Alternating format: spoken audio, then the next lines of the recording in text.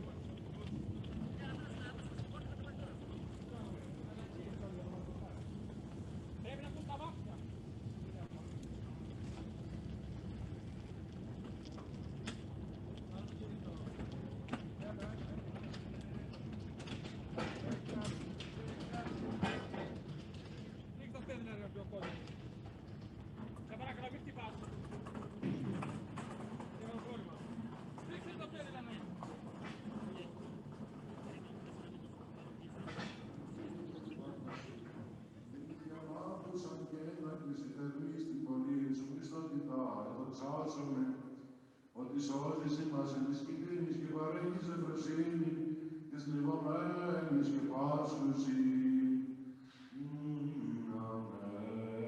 Δόξα, Πατρί και Υιό και Αγίο Πνεύματι, και νυν και άη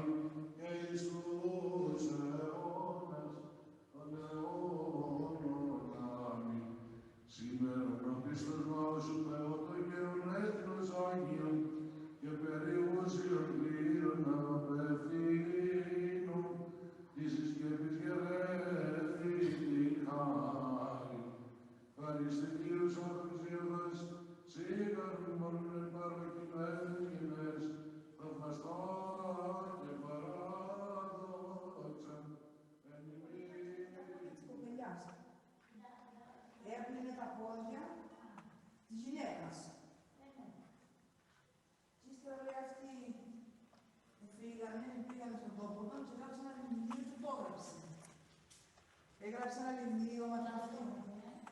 Ναι, αυτό είναι ο Ήγαλος. Και μου λέει, όταν αγόρασα μου λέει το βιβλίο, δεν θα ξέρα μου λέει είναι, αλλά εγώ το αγόρασα μου λέει πριν τότε τα τσικόρες της Αθηνάς. Βιβλίο είναι.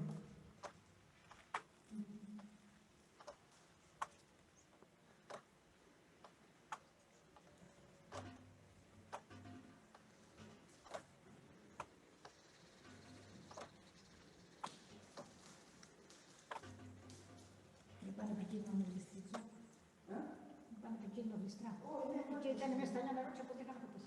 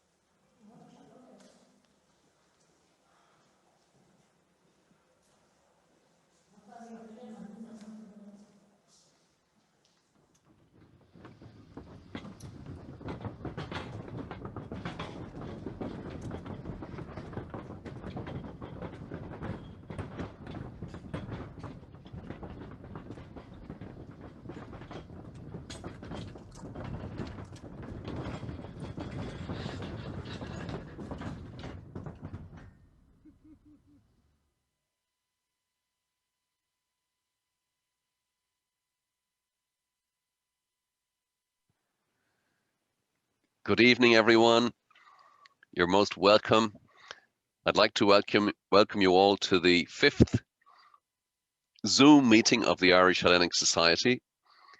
This evening, we're joined by people on our panel from Chania in Crete, by musicians from Chania in Crete, by Vanda Papaioannou Voutsa from Komotini, which is in Thrace in northern Greece, who will be talking to us about Kazantzakis. Yesterday, by the way, was the International Day of the Greek Language.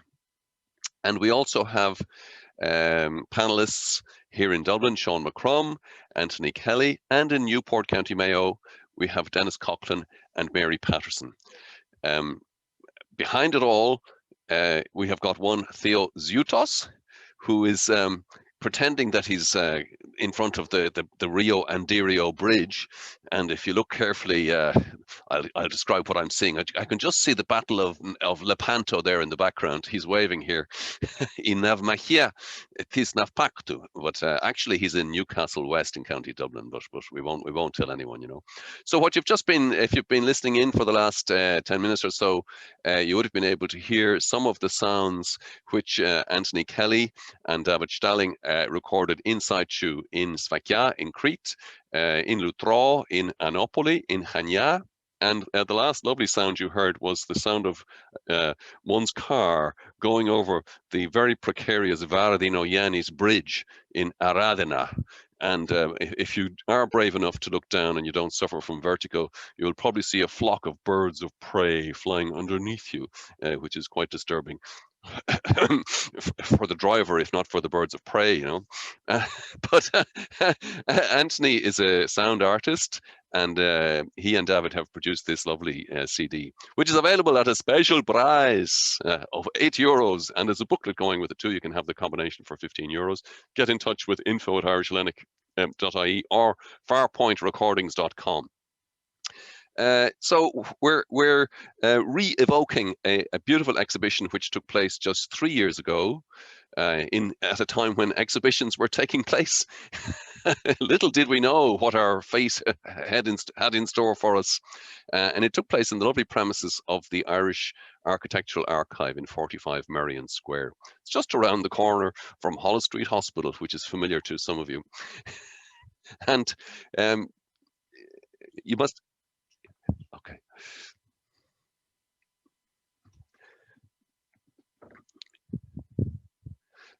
Sorry, I just lost my concentration there for a moment.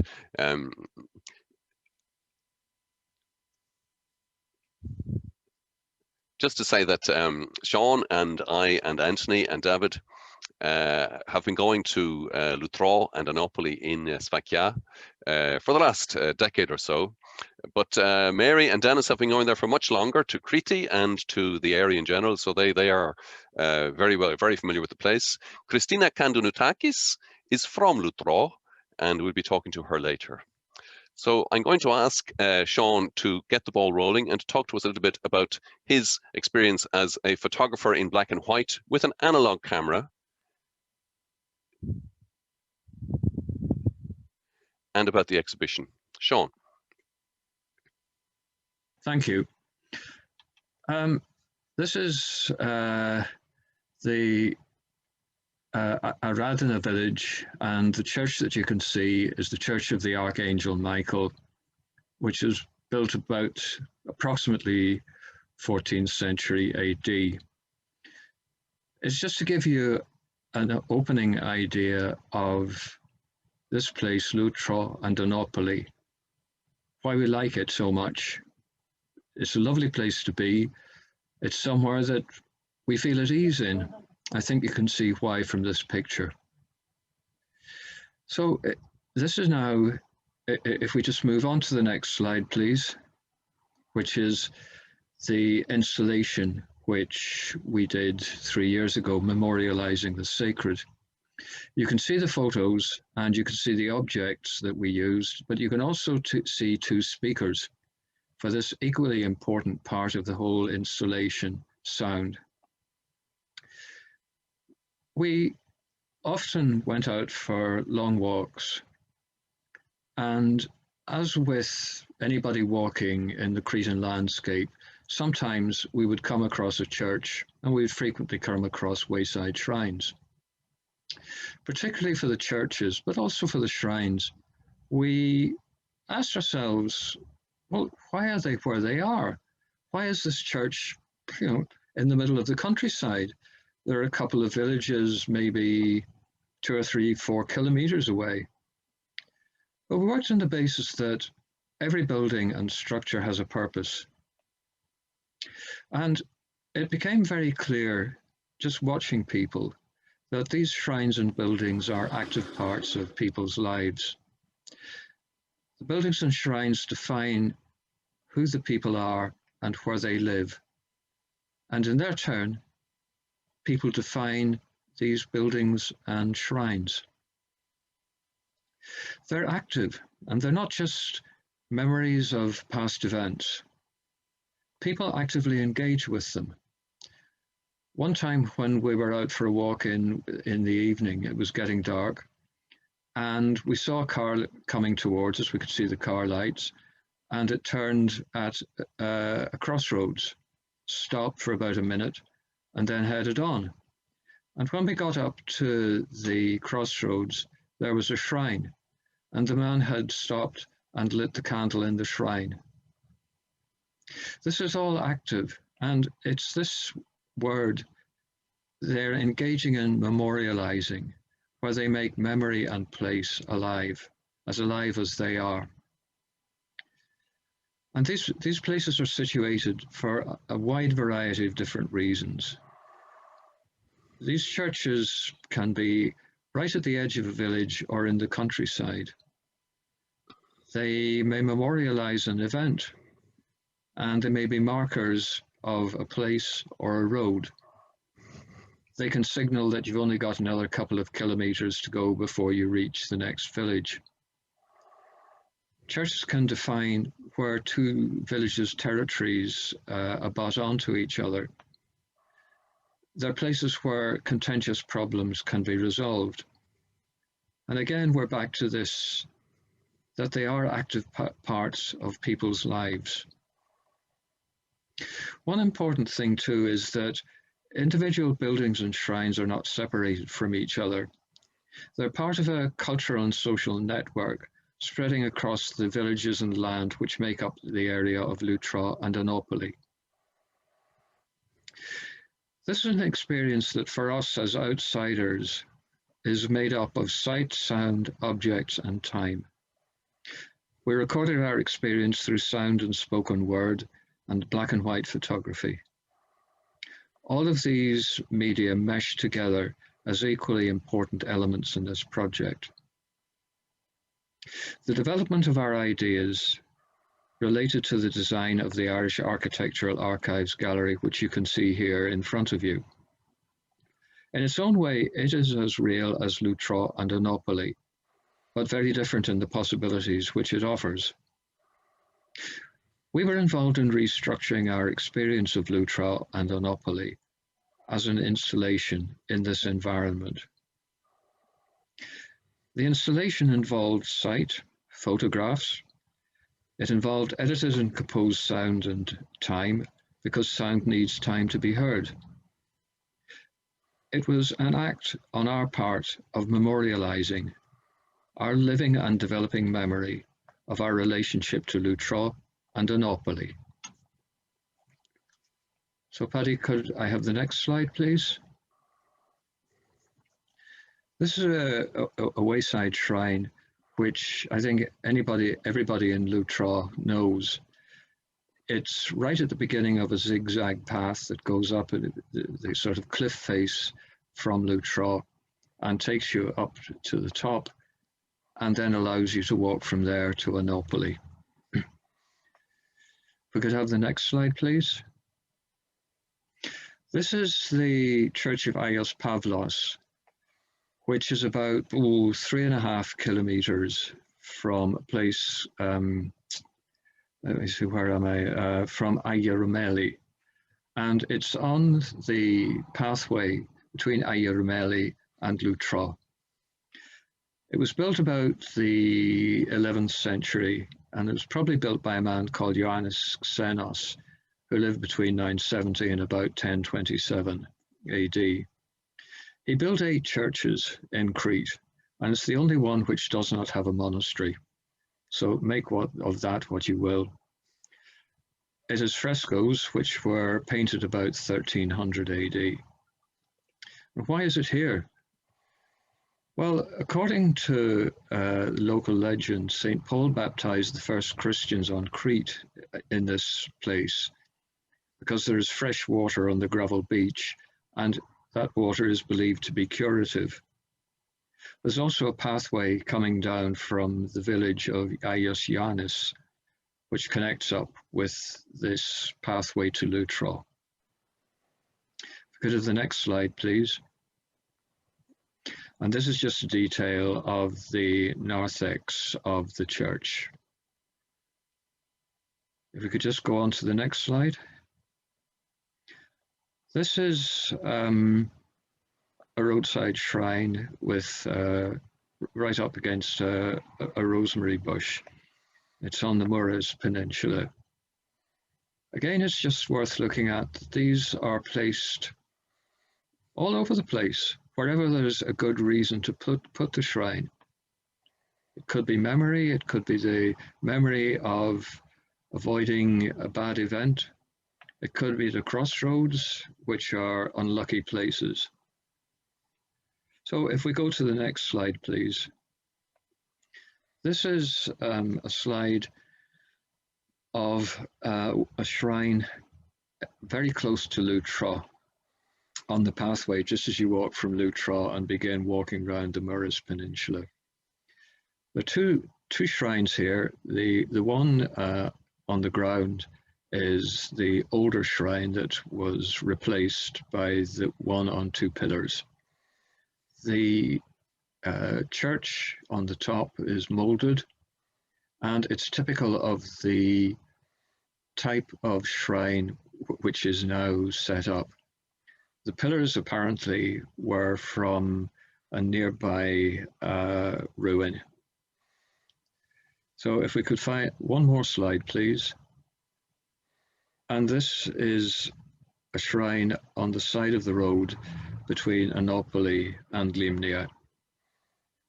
Again, they're very simple, very straightforward. They contain a candle or an olive-fueled light, probably a small icon, other bits and pieces. They're very much what people have put into it. That's what I find very attractive about these. And if we can just go to the next slide, please.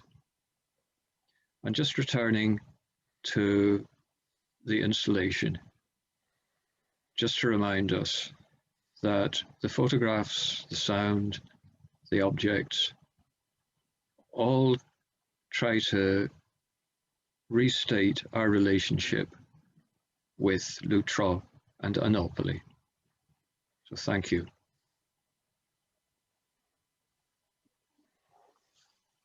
Thank you very much, Seán. I'm just showing you a map of the county or prefecture of Chania, which is at the very western end of Crete. And I'd like very much to welcome Christina Kandanutaki, who knows Lutro extremely well, having spent her girlhood there. Christina and her family run a hotel which greets you as you get off the ferry in the little village of Lutro. Christina McCrum. No, Patrick, I can hear you. That's cool. So we're just looking at the map, and most people coming nowadays from Ireland, at any rate, will arrive at the airport just to the right of Chania. Chania is towards the center of your picture, a little bit to the right, and off to the right of that, on a very striking peninsula, which would remind a Dubliner of Howth, you can see the airport, and that's where one can come in on a direct flight from that's from the Dublin. Akrotiri Peninsula. Yes, tell us. Interesting peninsula, and the airport is right there, which connects half part of Crete, actually, also Rethymnon. So if you were traveling by Crow rather than by Ryanair, you would just go straight down to the south coast, and you would more or less hit Lutro. You can see there's a number of ferries going in and out, and on the extreme right of your picture, almost there's a ferry going off down towards the island of Gavdos. It comes into the port of Chorasfakion. So that's basically where you're heading for. And for anybody going there from Dublin, I would suggest hiring a taxi at the airport in Chania, and you don't have to go into the town at all. The road goes along that bay just to the south of the airport. It's called Suda Bay, and it's one of the most amazing natural harbors in the whole of the East Mediterranean. So it's a bit strategically as important as Cork Harbor is, for example. So the American 6th Fleet is based there. It's a very, very beautiful bay, and extremely important for matters in the East Mediterranean. And your taxi then brings you down and goes along the north coast of Crete for a while, and then goes up before reaching the foothills of the mountains, and then goes right up over the very top of the backbone of this western part of Crete, the Lefka Ori, the White Mountains. So called not because there's snow on top of them all year round, there isn't, but because the mountains themselves look white. So if you were looking down on the Lefka Ori from a satellite or from the moon, they appear to be white all year round. And you can just see more or less directly and slightly to the left from the city of Chania, there's an area surrounded in red, and that is the Samaria. It's a national park area, so it's protected. You're only allowed in there during the hours of daylight. It's a wonderful place, and it leads out. You can walk from more or less from the center of your picture, from that angle, and go down through the Samaria Gorge and end up at the Libyan Sea in a little town which Seán has referred to, Aie Rumeli. And from there you have to get a ferry back either to your west, either to the west, but most people would be going to the east to Chorasfakion, which is the kind of capital city, so to speak, of the area Sfakia. The whole area is called, of this part of Crete and of Chania prefecture, is called Sfakia. So Lutro itself, Christina, tell us a bit about it and about public transport in Sfakia in particular. How does one drive one's car in there? From Chania, Patrick, you mean from, as you said... I'm joking. You can't drive a car into Lutro, really, can you? Oh, I see what you mean. No, you cannot. There is no automobile road. You must take a ferry boat or a taxi boat or a small boat in order to go from Lutro Bay to Chorasfakion. and then to continue to go to the city or to do whatever is necessary. Yes. So what was life like in Lutro in your youth, Christina? It was life in Lutro in my youth was very different than the life that you observed the times you have visited with Seán and your friends. Very different. My family went abroad in the late 60s. They immigrated, as many Greeks did at that time, to various countries like United States, Canada, Germany, Australia, basically for economic reasons, because Greece at that time had been under junta, but before that it had other major problems, basically economic problems. Our village was a beautiful village, but mostly all the men were merchant marines because there was no other type of employment. Even though it could have been a fishing village, it wasn't because we could not commercialize on the fish that the people caught. There was no one to buy it. So people fished to eat, but not to sell. Therefore, there was no other source of income and people would immigrate. We were not shepherds, we were sea people. My family went abroad because my father was a bricklayer and the occupation was very limited at that time. We were 5 children and my parents wanted to educate us, and there was another basic reason. As far as the village was concerned, it was a village with many women, not many men, because the men were away being merchant marines. And it was peaceful, it was beautiful, it was not really poor because we had our gardens, we had our fish. The shepherd came once or twice or 3 times a month to sell meat, so we had our meat. The women went every September to the city to buy provisions and to save them during the winter and until spring, and then again do another major shopping. So what they shopped for were lentils, chickpeas, dry food that they could cook in the winter, and other basics, sugar, flour, and so forth. Therefore, we didn't really miss anything. You see, the reason we had the provisions, bought the provisions, it was no transportation. In the winter, when the sea became violent, you could not connect with Horas Fakion and then go on. But from as much as I can remember, there was no turbulence. It was beautiful. Life was really very nice, other than it had no perspective for the future. There was nothing to hope for that you would do. Women or young girls would marry at a very young age, and the boys would become merchant marines. That was the perspective. That was what the future would bring for us. And that's why people went abroad at that time. Tourism came to our part of Crete in the mid-70s, I would say, slowly. In Lutro, it was a consequence of the gorge of Samaria that you spoke about earlier, Patrick. The gorge opened in the mid-70s as a tourist attraction. From Omalos, people walked down to a Yaromeli, and a boat would be there to wait for them to take them to Horas Fakion. When they left Yaromeli, they would stop by Lutro, the boat would for some reason, and people became very interested in the village because of its nature, beauty, and because it was a secluded harbor. And slowly, tourism started. The merchant marines thought, okay, this is a way to make income, so they stopped being seamen and they made their houses into guest houses, and so on and so on. And that's how tourism started, and it became more and more as time went by. It became demanding in the 80s, and then it became very, very popular in the late 80s, early 90s, and so on.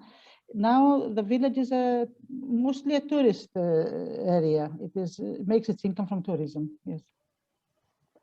Well, it's interesting. It's interesting you say that, Christina, because I can date my arrival in Lutro almost pretty precisely. It was in 1974, in August 1974, and the reason I know that is because I ordered in Omalos before going into the Samaria Gorge, having got up at the crack of dawn in Hanya and got a very rickety bus to Omalos over the mountain.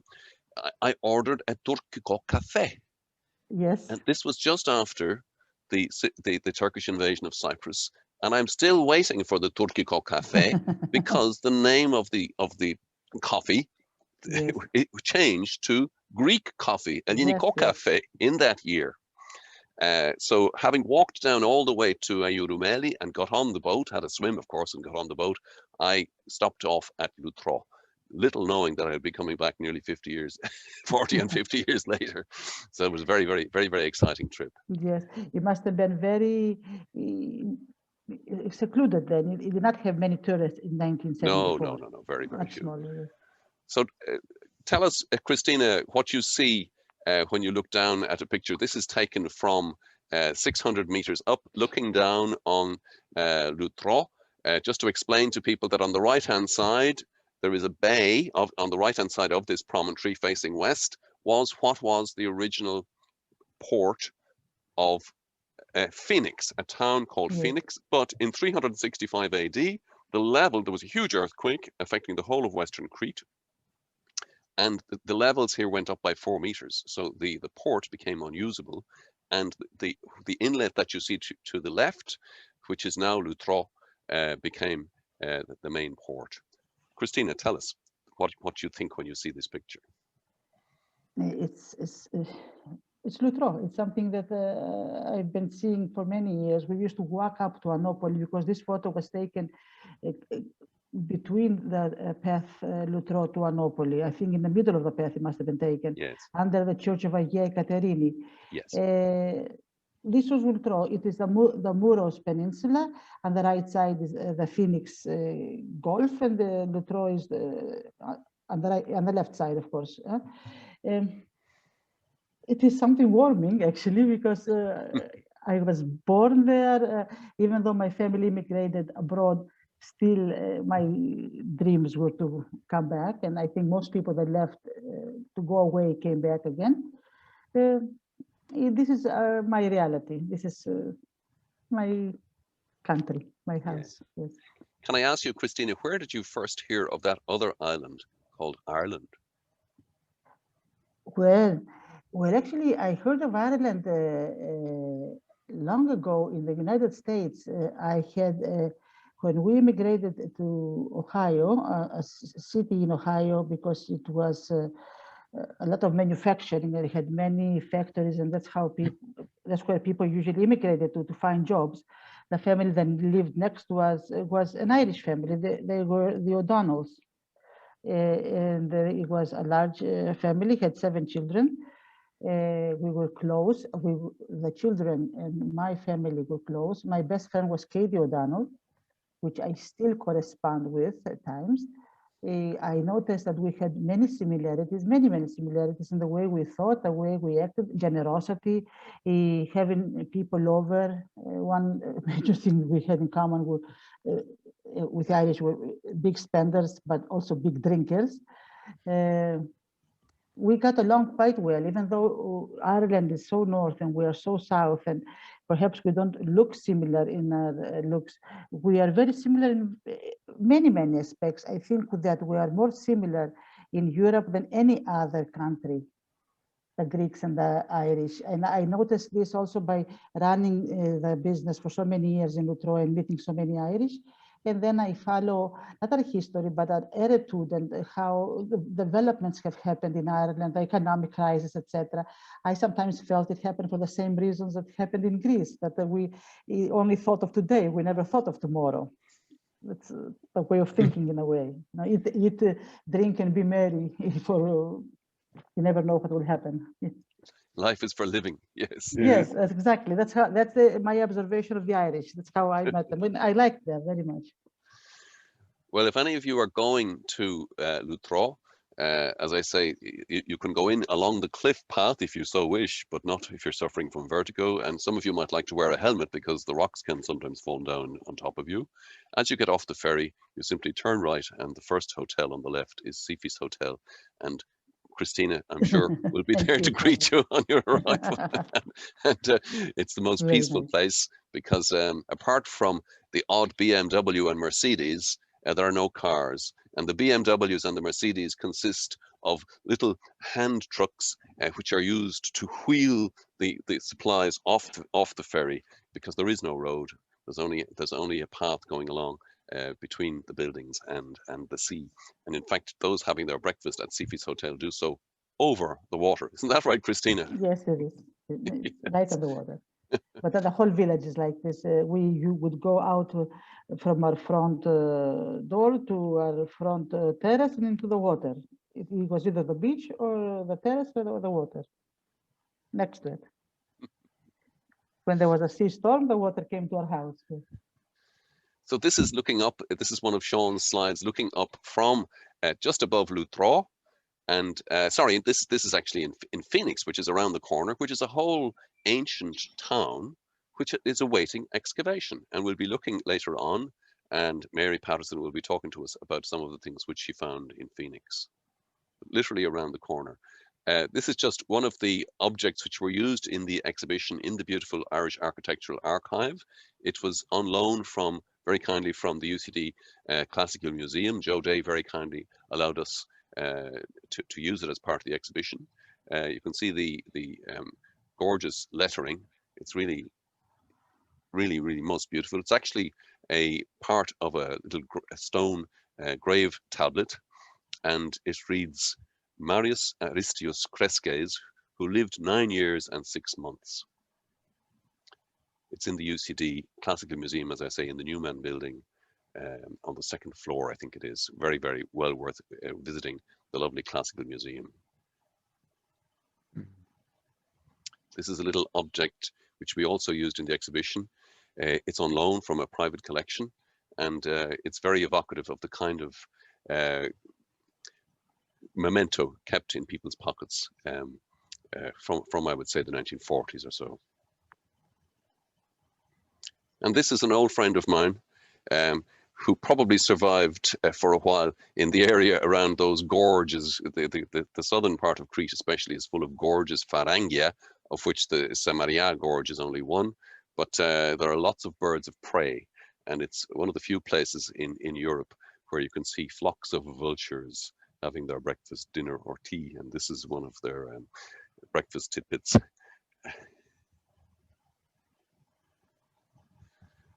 Thank you very much, Christina. Thank you, Patrick. It was very nice.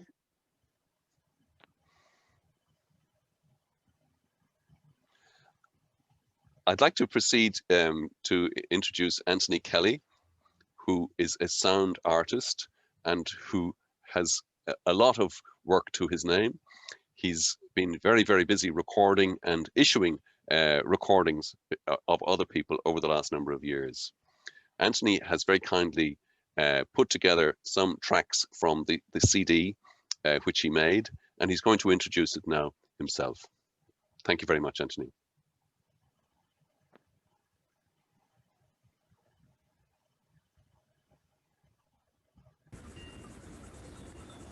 Hello, my name is Anthony Kelly, and I'm an artist from Dunleary, County Dublin. Part of my practice as an artist involves sound recording. Over the last number of years, I've been very fortunate to visit places in Crete that included Anopoli and Loutreux.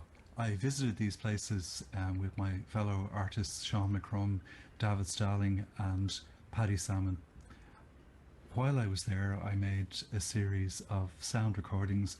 These recordings became part of a project called Memorialising the Sacred, which was an installation project at the Architectural Archive in Dublin. This recording that you're about to hear features goats and bees. I recorded it when I was out walking with Paddy and Seán. We were heading towards Phoenix. We recorded on the afternoon of Wednesday, the 27th of April, during 2016.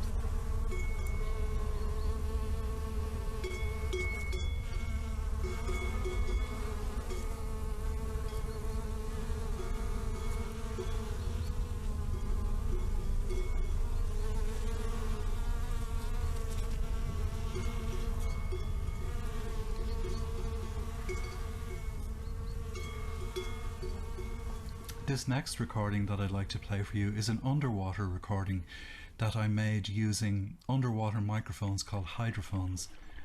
I made this recording really late one night down at the pier in Lutraw.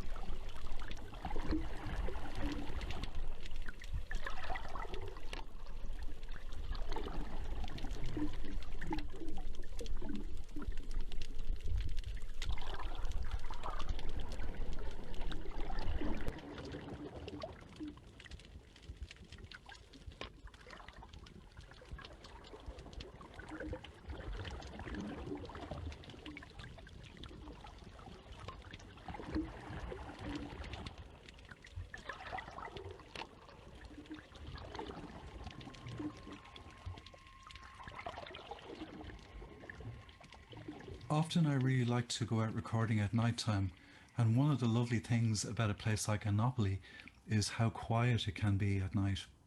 This particular late night recording was made on Monday, the 24th of October during 2016.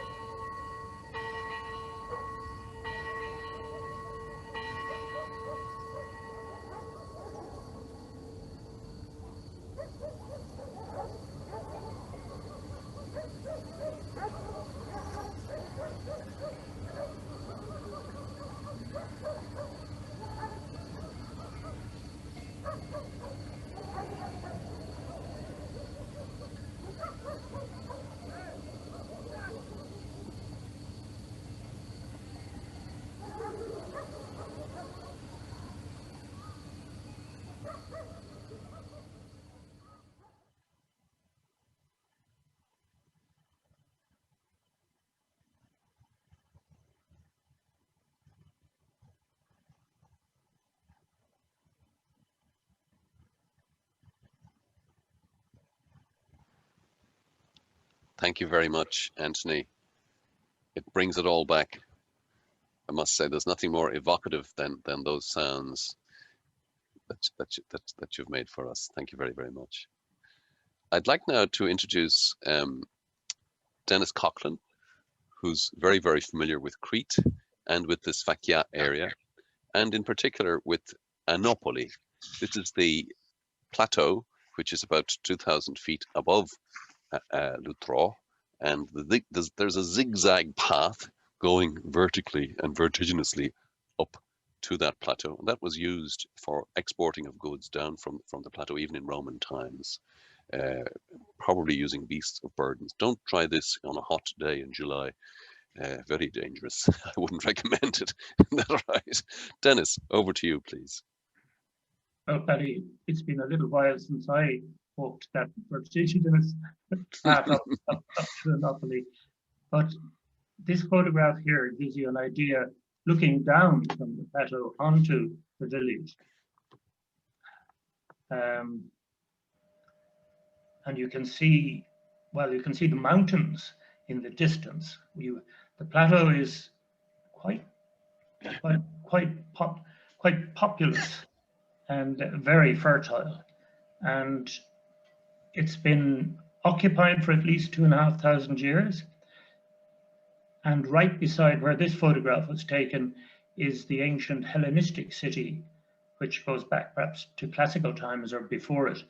And it's a walled city. It's very extensive. It's beside a church, which Aya Katerini, which itself is built on the footprint of a Turkish fort. So, I mean, all recent civilization is there, but the plateau and the surrounding area in the Sfakia area has been notorious for being rebellious and not taking any sort of direction lightly. The Venetian cartographers who produced maps of this area described the population as populoso bellicoso. So it wasn't really safe to go too far into the mountains away from the sea. And in the past, the uprisings were more frequently against the Venetians who held the place for 400 years, as for the Ottoman Turks. But I mean, life does go on, and even though they have this reputation, even in Crete, as being pretty warlike, they are the most welcoming of people and very generous with their time and with what they have. It's quite an isolated area, but it is not cut off. I mean, right down through history, the people there have engaged in trading, in shipping, and one of the big rebellions in 1770 that broke out against the Venetians was led by a man, Dasciolanis, who's commemorated in the platea in the village. And he was a ship owner who traded as far away as the Black Sea and was encouraged by the Russians to rebel against the Ottomans, which he did, and there was terrible repercussions. He himself was flayed alive in Heraklion. But today it's largely pastoral, although in the last maybe 10, 15, 20 years, there's an increase in tourism, and there are two very good restaurants in the immediate area and good accommodation. The Drakakis family run the Anopoli Taverna, while down the road from them at the platea there is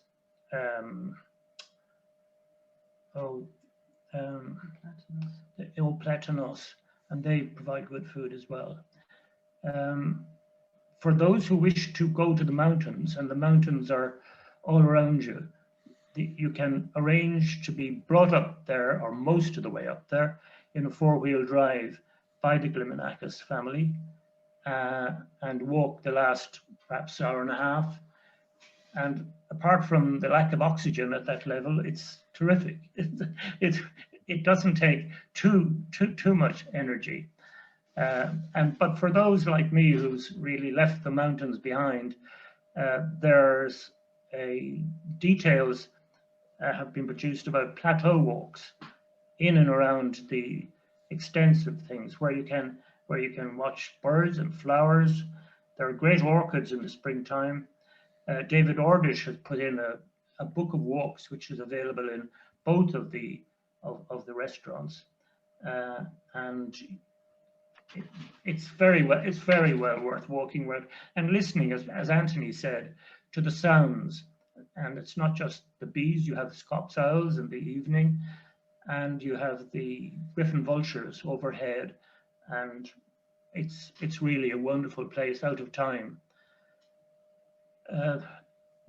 Because of its elevation, it's invariably 3 or 4 degrees cooler than down at sea level, down at Horace-Fakian or at Lutro. And if you wish to stop in Lutro, where there's more accommodation and perhaps more restaurants, I have had the experience at least 2 occasions of looking up at the mountain. It's 7 miles from Horace-Fakian, and the road winds all around the mountainside. And I thought planes were coming into land, whereas it was really cars coming down the mountain, down from Anopoli. And it is that precipitous, and it's that beautiful. That is Aya Caterini sitting there at the top, looking at it from Glicaniro, which is called Sweetwater Beach. And if you're thirsty on a very hot day walking along the coastal path, you can dig in the gravel there, and fresh water will bubble up from the White Mountains. So you can, first of all, have a swim, and then, if you wish, wash yourself off with fresh water without leaving the beach. As I say, I mean, if you pass on to the next slide, Patrick. Oh, sorry, that's the, okay. Well, we're looking out to sea then from here, and the island of Gavdos sits about, I suppose, 5 miles offshore. In more recent times, it was a penal colony, for political prisoners, but it's very low lying, lacks some water, and has lots of stories. It's been inhabited since Neolithic times, they think now, given recent excavations. And their story is that on his way home from Troy, that Ulysses put in there and was romanced by Circe, beautiful nymph, who kept him away from his wife, who was waiting and being harassed by potential husbands back at Ithaca. But he eventually left and went back and dealt with that problem. Further down the coast, you have, as Paddy said, you have the Samaria Gorge, you have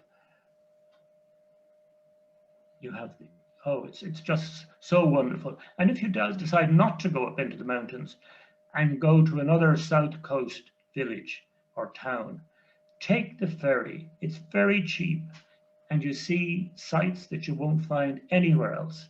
And the other thing about southern Crete, which we've loved so much, Mary and I, is that it's so friendly, and you can eat out. It's like being in the west of Ireland, except with sunshine, and I highly recommend it. Thank you, Dennis. You've given a wonderful recommendation there for the west of Ireland. I'm sure they'd really appreciate it. So, Mary, I'd like to introduce Mary Patterson, who a few years ago did a master's in Nottingham University on the architecture, particularly from the Roman period in the Eastern Mediterranean. Mary, tell us about some of what you discovered looking at these tombs from Phoenix, which is just around the corner from Lutro. Thank you, Paddy. Barrow vaulted tombs, one of which you see here, are a testament to the Roman presence on Crete, which lasted almost 450 years from 69 BCE. And similar to their construction of baths and aqueducts, the Romans brought a change in burial practices to include pit graves and built tombs of various types. Fortunately, evidence of these cultural differences remain to be seen in the landscape to this day. The Roman period was an interesting period on Crete. Dennis has described the ancient city of Anopoli high up above the Moorish Peninsula, and to the west it looks down upon Lutro and Phoenix, its harbours and its settlements. But during the Roman times, people moved from Anopoli back down to the coastal settlements, principally because it is said that the Romans got rid of piracy in and around the island of Crete, so it became safer to live down near the coast. And as a result, trading greatly improved, probably because of the grain trade from Alexandria to back up to Rome along the south coast of Crete. And of course, Lutro and Phoenix had the great benefit of fresh water, which was needed for provisioning ships as they moved along from place to place. And as you said, a few years ago, I was fortunate enough to study the tombs in the area as part of my studies in Nottingham in Mediterranean archaeology. And these particular tombs, which are quite unique, are found all along, well, not all along, at 5 sites along the south coast of Crete and one in south central Crete. And at one site further west at Lissos, there are extant about 120 tombs in a necropolis there, which was attached to a local Asclepion or sanctuary. None of these tombs have been excavated, and comments in the academic literature just mentioned them, but don't go into any great detail about them. If you have the other slide there, Paddy. This is the same tomb as you saw there before, but from a frontal aspect. And these tombs are said to date from the 2nd century CE, and they're located along the coastal path, which is typical of the location of Roman tombs, which were all extramural. And for anybody walking along the coastal path, which is a real treat, they are there to be observed along with the various churches and iconostasis that are along the way. And it's along the main, what would have been the main thoroughfare from one side of the peninsula to the other. There are 2 groups of tombs essentially divided by a fenced area, which one area has been fenced off by the local authority. But on the western edge, there are 6 or 7 tombs, and there are about 8 tombs in the fenced off area, one of which is 2-storied, which is in itself quite unusual. As you mentioned before, the seismic events have raised these up about the 4 meters. So they would have been 5 meters above sea level, but now they're at a height of 9 meters. The tombs have kind of a uniform form in that they're about 3 meters deep and 2 meters wide. And most of the tombs have a lobby or a vestibule in the front. The bodies would have been laid out along benches from front to the rear. And towards the front, there was this porch or a vestibule. And this is where family and friends would come to commemorate the dead and celebrate their lives. And the entrance to the tomb, the inner tomb itself, was closed off with a large slab. During the celebrations, a libation would have been poured through an aperture in the internal wall so that the deceased could join in the celebrations with his family and friends outside. It's not possible to see it here clearly, but there were steps leading up to this particular tomb. And as I said, bodies were laid out on benches, so that inhumation was mostly practiced here, because in other areas where you find barrel vaulted tombs, there are niches in the walls where funeral vessels or urns with cremated remains would have been placed. Now, I was not able to observe any niches like this in Lutro, which would probably indicate that they're of a later date, and that because inhumation would have been the main burial rite or ritual here. The roof of the tomb, as you can see, is barrel vaulted, and they're covered with opus signinum, which is that Roman mixture of mortar and broken bricks and tiles. And this has quite a significant waterproofing effect, with the result that the tombs, it probably aids to their preservation in general. The roof height is about 1 meter to 1.5 meters. And this tomb, all of these tombs here on the footpath between Lutro and Phoenix are orientated to the sea, towards the sea, in itself a difference to the normal east-west orientation of Roman tombs.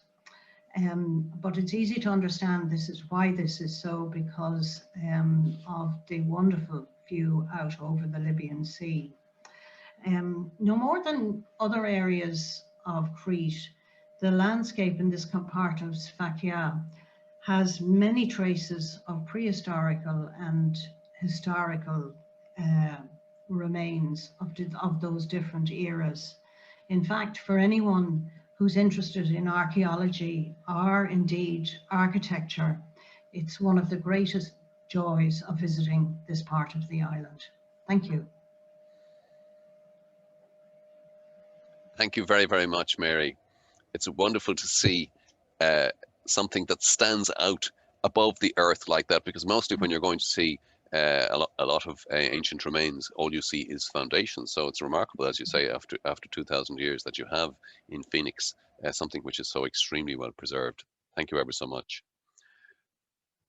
Our next guest is she's from Lavrion, which is not too far away from the new Athens airport, which is called after a Cretan, of course, Eleftherios Venizelos. But she spent her life then in Komotini. She was posted as a philologos, which means a teacher of Greek in secondary school. And we're going to celebrate, yesterday was the commemorated the Greek national poet Dionysios Solomos, and it's been designated as the International Day of the Greek Language. And Vanda Papaioannou Voutsa has very, very kindly selected for us some pieces from the works of Nikos Kazantzakis, and in particular from a book known in Greek as Kapitan Michalis, and in English as Freedom and Death, or in the US as Freedom or Death. There's a slight disparity there. It's also to mark the fact that she is now the world coordinator for the Friends of Societies of Friends of Nikos Kazantzakis around the world on the topic of Kazantzakis and nature. Vanda, over to you, please. Ο Νίκος Καζαντζάκης, ο μεγάλος κριτικός στοχαστής, έζησε τα νεανικά του χρόνια αρχές του 20ου αιώνα στην Κρήτη. Βίωσε την ποικιλότητα της φύσης και την αγάπησε βαθιά. Σε όλα του τα έργα απεικονίζει με λατρευτικό σεβασμό όσα οι 5 αισθήσεις του, πάντα ως ανοιχτές κεραίες, αλλιεύουν. Αφού γκράζεται, ως φρένεται, παρατηρεί, γεύεται, αγγίζει και μιλάει για το φυσικό κάλος σε ουρανό, γη και θάλασσα. Μερικά αποσπάσματα τώρα από το έργο του Νίκου Καζαντζάκη, ο Καπετάν Μιχάλης. Η Κρήτη απλώθηκε αλάκερη, με τα βουνά, τους κάμπους και τα κρογιάλια της, με τις ελιές, τις χαρουπιές και τα μπέλια της, με τα χωριά και με τους ανθρώπους της. Κάθεται ο παππούς κάτω από τη γριά λεμονιά της αυλής του και βιγλίζει μπροστά του συλλογισμένος στο βουνό.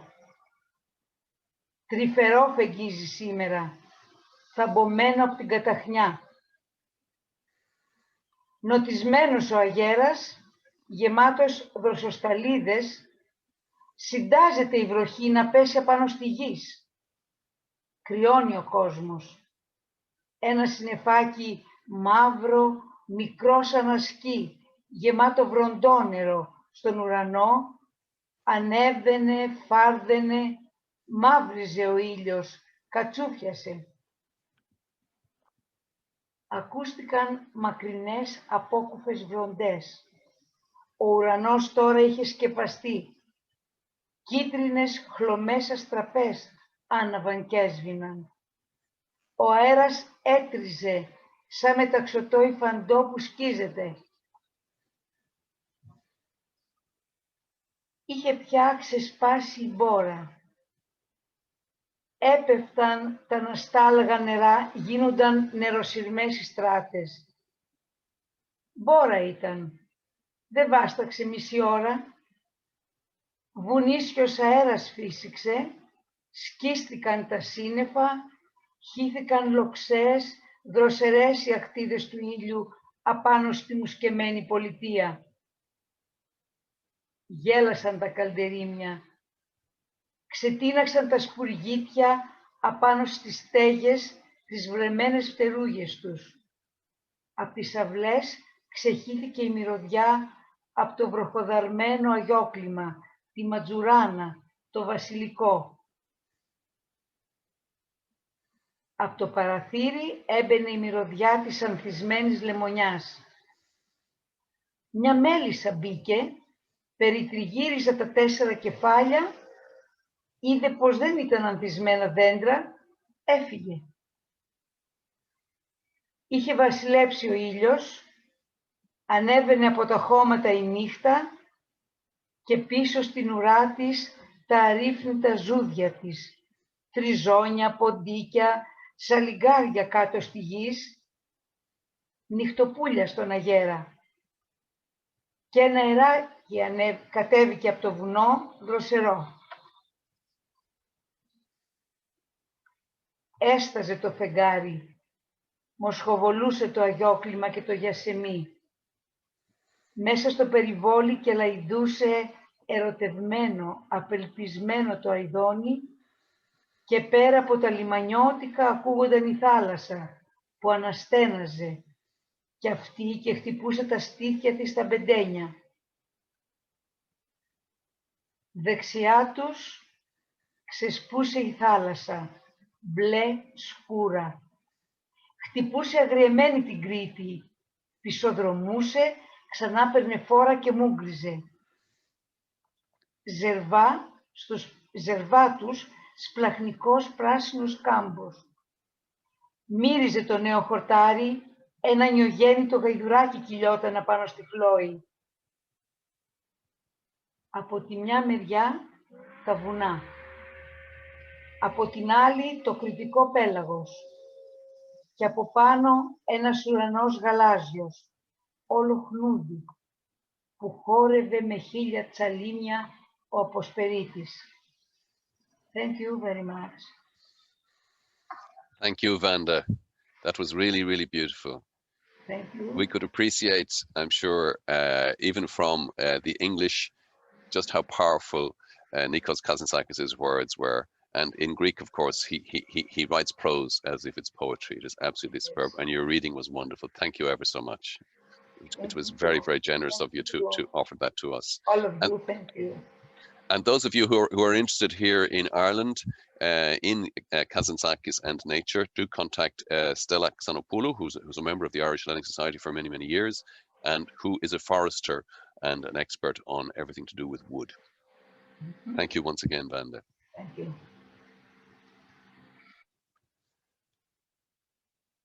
If any of you, by the way, have questions, you can use your chat button, and we'll try and field them for you. If you would like to do that, just at the bottom of your screen, there's a little button saying chat, and you can type in there, and we can try and field anything for you. As you can see, Loutro and Anopoli and Sfakia are very, very special places. Going there, it seems that the world is made of rock. How do people exist there? Very puzzling. One of the products that you can find, well, you got a hint of it from the very first of Anthony's recordings, was bees, honey. And you can actually get honey from Crete. If you contact the Hellenic community of Ireland, there are a number of people now importing various goods from Greece, and we need to support people like that. As we do to our artists who have fallen on very hard times during this current very, very difficult period.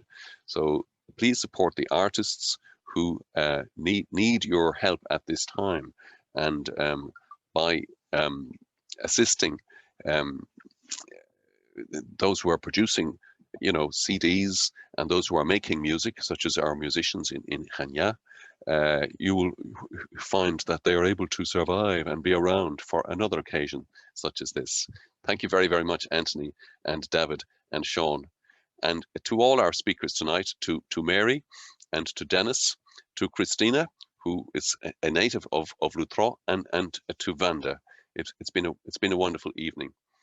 Thank you very, very much. And I hope you enjoy the continuation of the evening with music from a group called TSM, which stands for 20 square meters, who are live waiting for us in Chania. Our next meeting, by the way, will be on the 10th of March with Dr. Natasha Remundou, and she'll be talking about a poem in Owen O'Tourish's collection of poems in Irish called Lux Aeterna. And we look forward to seeing you all there on the 10th of March.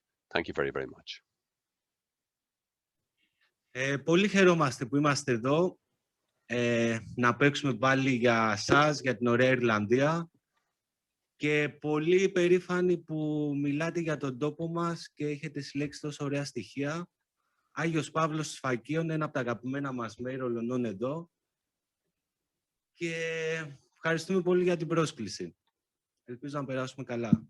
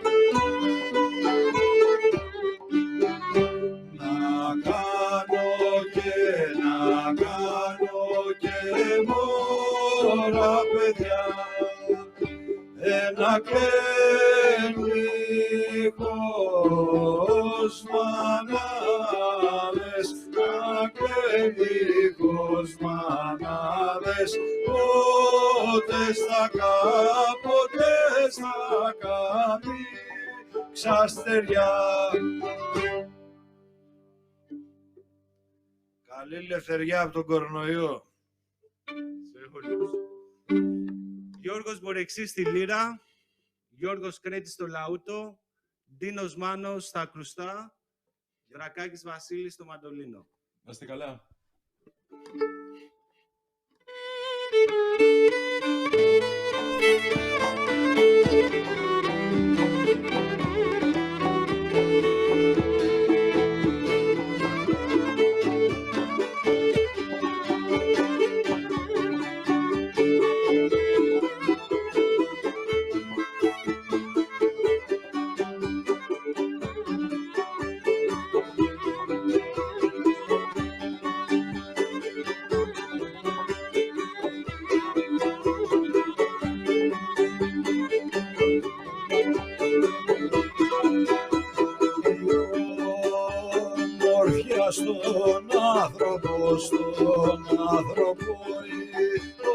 ομορφιά στον άνθρωπο.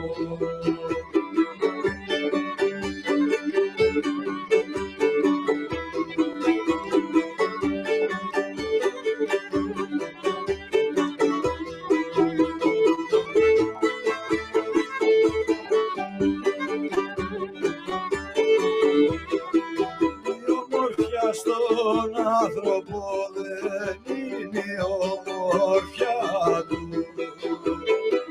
Είτε Sammon δεν είναι η ομορφιά του.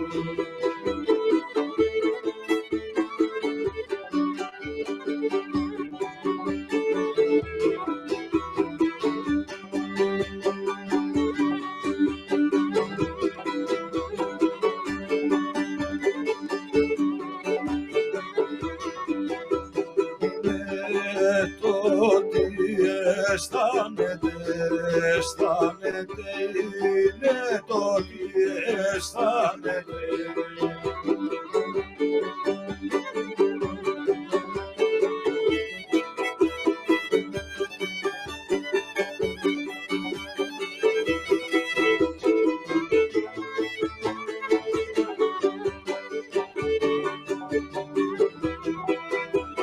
Είναι το τι αισθάνεται για κι άλλους η καρδιά του. Η ομορφιά στον άνθρωπο δεν είναι η ομορφιά του.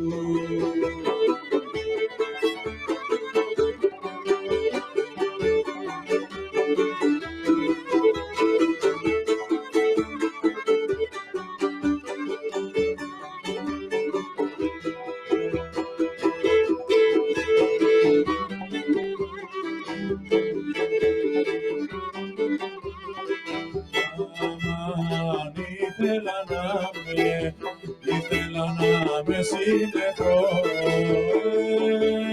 συνεχώ.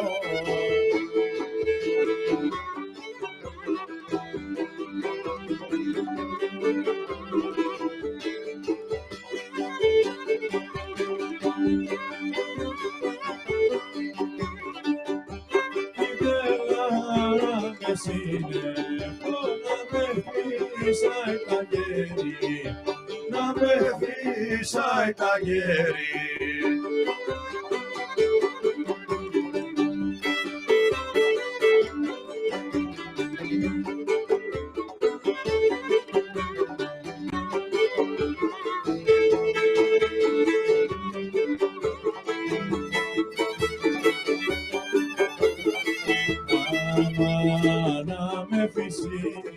Να με φυσήξει μια βραδιά, μια βραδιά.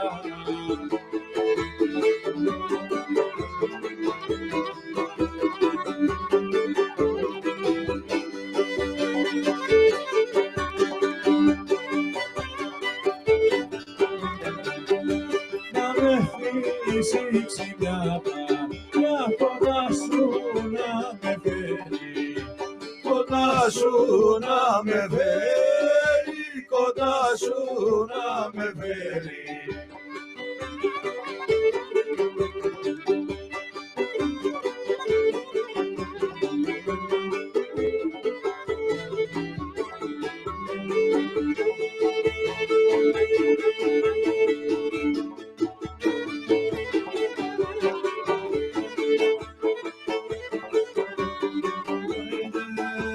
Περμόλια μου με τα περμόλια μου με τα ανθέσου.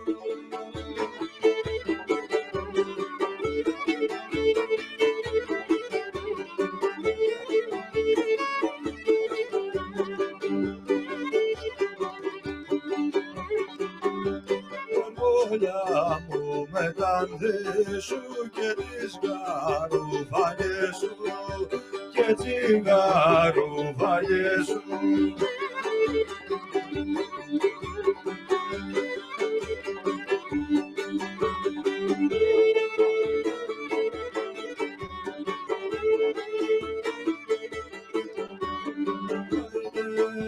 Και με το περιγιά και με το περιγιάλι σου.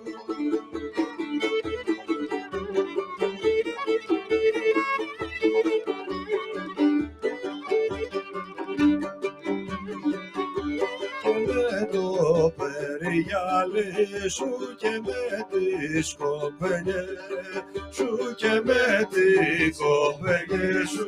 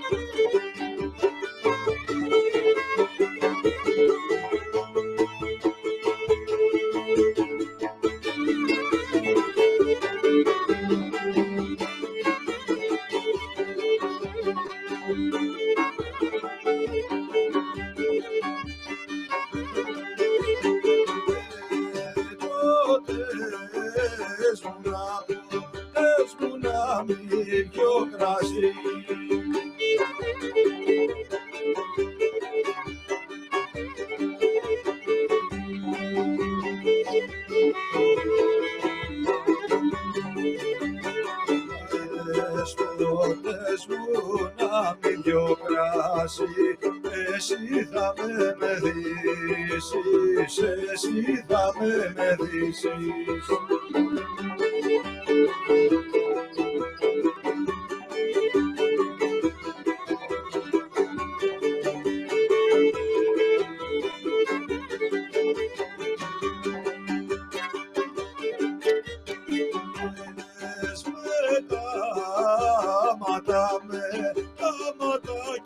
Σου τα δυο, με τα ματάκια σου τα δυο.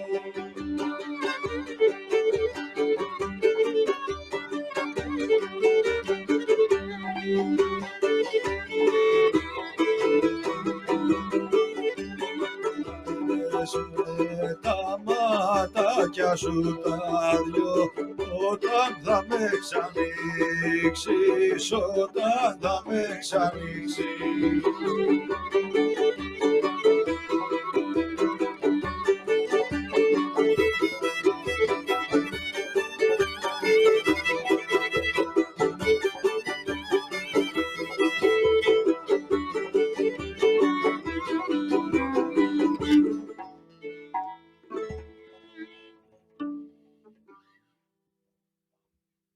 Ποτέ μου να μην πιω κρασί. Νομίζω ήταν η σειρά από τον Λαγό.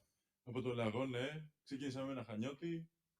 Πρώτος ήταν Χανιώτης, δεύτερος Λαγός, Ρεθυμιώτικα. Ναι. Ήταν η τελευταία σειρά. Ωραία. Πάμε ένα Καστρινό ή... Πάμε και ένα Καστρινό, ένα πηδηχτό.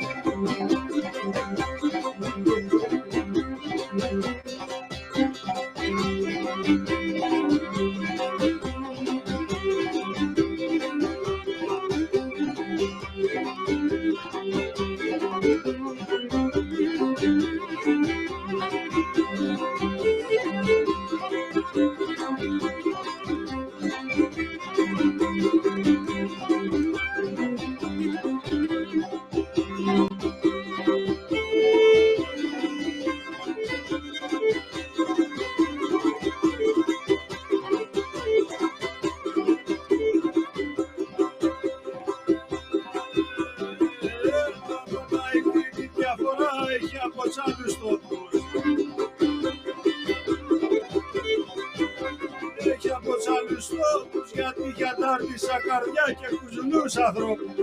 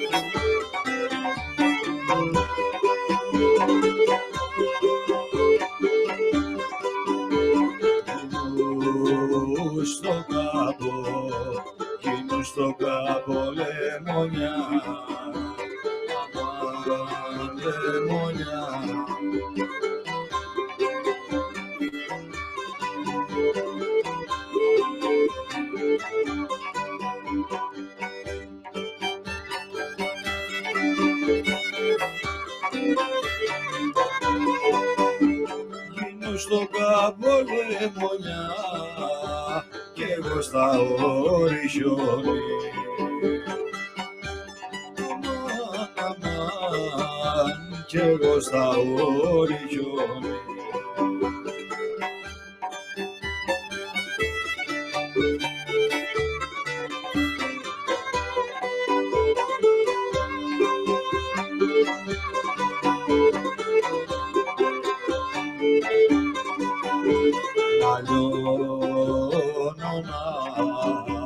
Να λιώνω να ποτίζονται, αμάν ποτίζονται.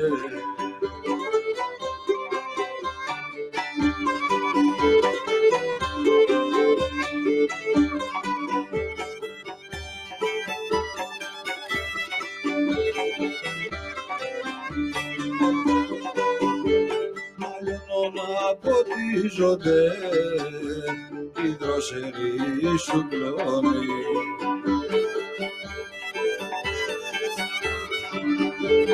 Η δροσερή σου κλώνει.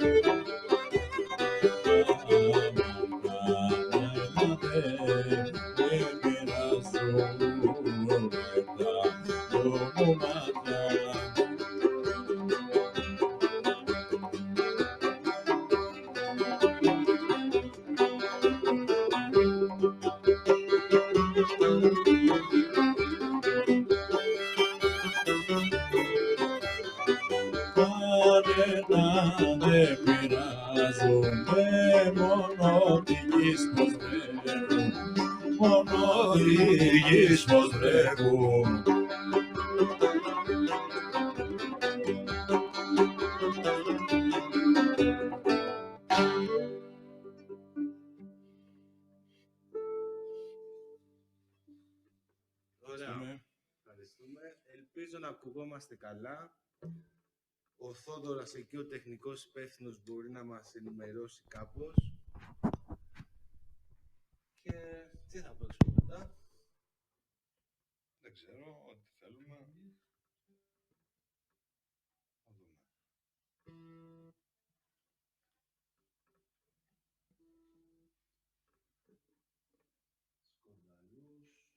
Τώρα ακουγόμαστε λογικά, ναι. Ωραία, λέει ο Θόδωρας. Πάμε ένα σκορδαλό, πάμε ένα μόνο εκείνος. Πάμε, ναι. Έτσι παίξαμε μερικά, ας πούμε, πιο αργά παραδοσιακά κισαμίτικα σιρτά. Και τώρα κινούμαστε προς ρέθυμνο σκορδαλό. Όλα πανέμορφα κομμάτια.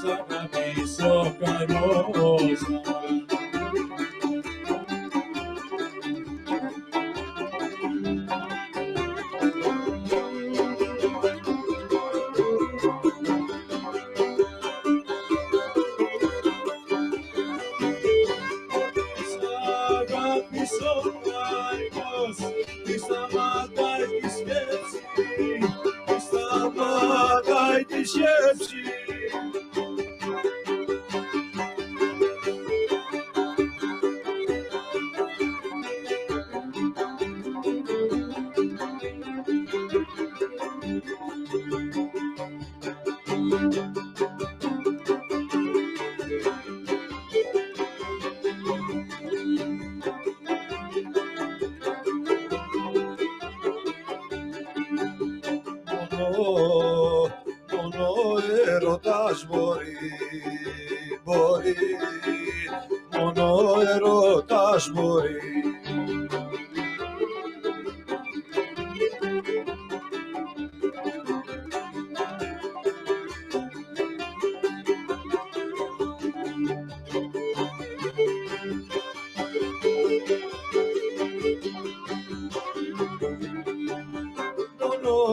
Έρωτας μπορεί να αλλάξει τσικανώνες. Άντε Σαμμόν να αλλάξει τσικανώνες.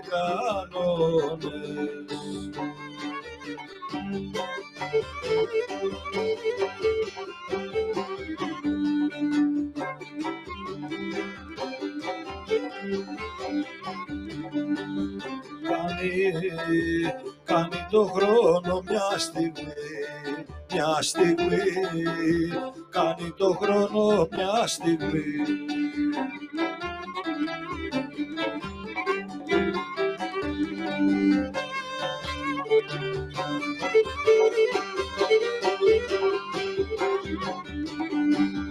Κάνει το χρόνο μια στιγμή και τη στιγμή αιώνες.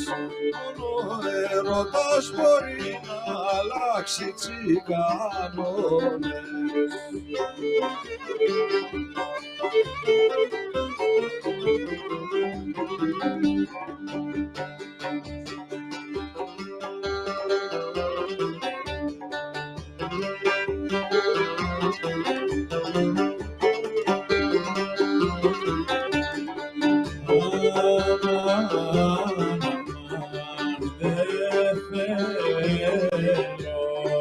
Δεν θέλω μέσα στην καρδιά μάνα μου.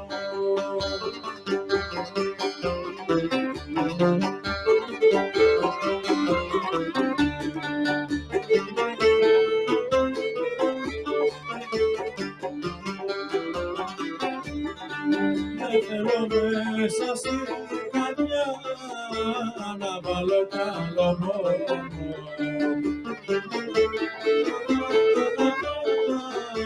Να βάλω καλό μόνο.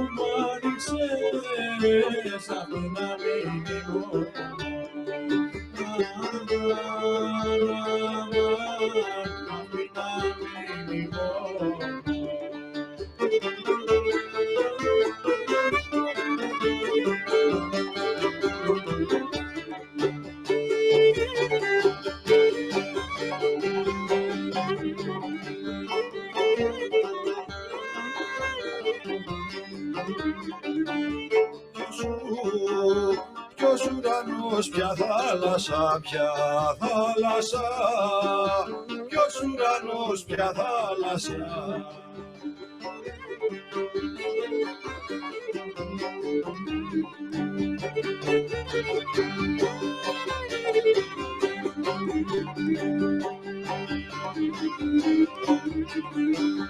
Ποιος ουρανός, ποια θάλασσα, ποια βρύση θολωμένη, ποια βρύση θολωμένη.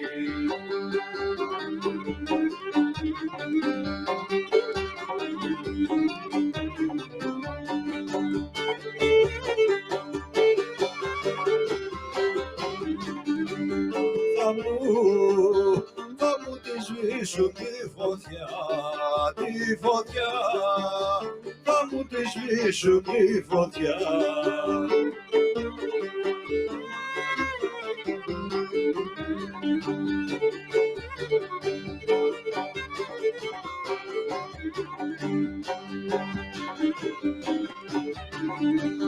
Θα μου τη σβήσουν τη φωτιά που μου έχεις αναμένη, που μου έχεις αναμένη.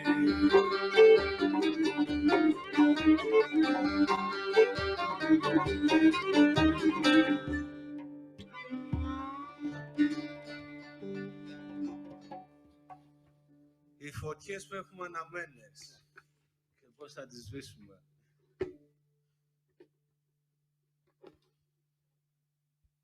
Τι άλλο? Πώς? Κάνα σιγανό. Ναι. Ναι, πάμε.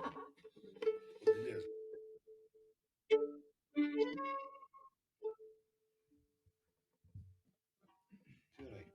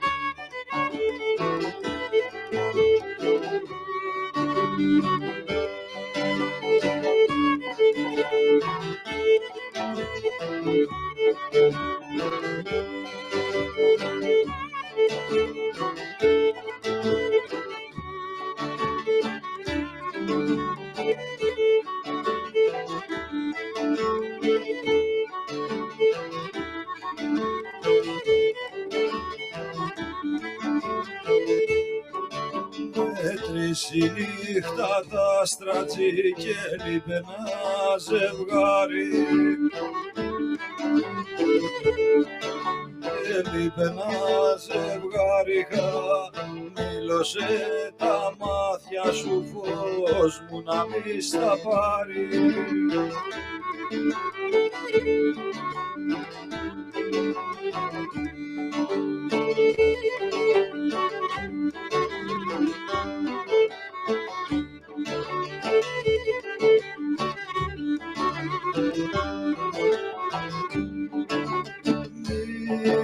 Νικά η νύχτα την αυγίνη, νικά η νύχτα την αυγή κι η μέρα το φεγγάρι.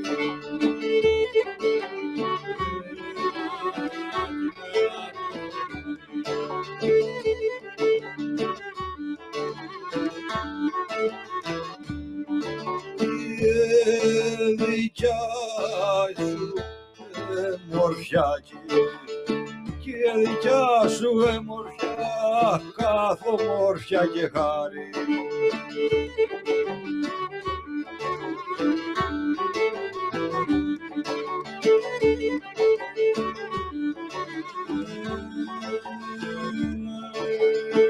Έχει ο κόσμος σε μορφές, έχει ο κόσμος σε μορφές, έχει ο κόσμος χάρη. Έχει ο κόσμος χάρη, σαν τη δική σου εμορφιά, στον κόσμο δεν είναι άλλη.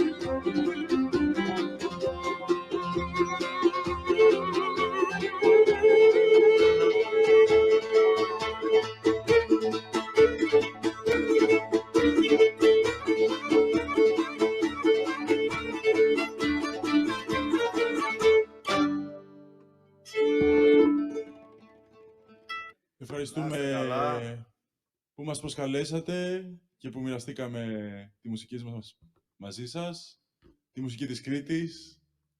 Ακριβώς. Ντίνος Μάνος ήταν στο τζέμπε, Γιώργος Κρέτη στο λαούτο, Γιώργος Bourexis στη λύρα και Drakakis Vasilis στο μαντολίνο. Και στον ήχο. Και στον ήχο μαζί. Ναι. Ευχαριστούμε πάρα πολύ. Πολλούς χαιρετισμούς στην Ιρλανδία από Χανιά. Ευχαριστούμε πολύ και καλή νύχτα. Με το καλό να τα ξαναπούμε. Να είστε καλά, καλό βράδυ. Αντίο.